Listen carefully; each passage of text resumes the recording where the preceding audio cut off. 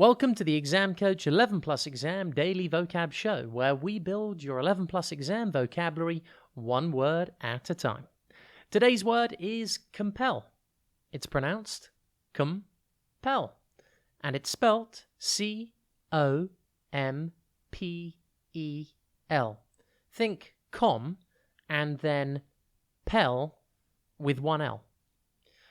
The word compel means to force or oblige someone to do something. For example, you could say, I am compelled to wear my uniform to school. The word compel comes from the Latin words com, meaning together, and pellere, meaning drive. Did you know that the word compelling comes from the word compel, but it doesn't have exactly the same meaning? While the word compel means forcing someone, the word compelling means evoking interest, attention, or admiration. For example, you could say that you find 11 Plus English totally compelling. Okay, maybe not the spelling, grammar, and punctuation, but perhaps this could be applied to the creative writing, for example.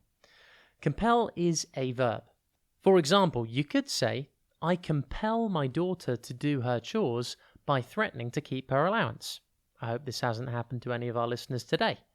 Or you could say, the spy felt compelled to reveal his top secrets. Both of these sentences use compel as a verb.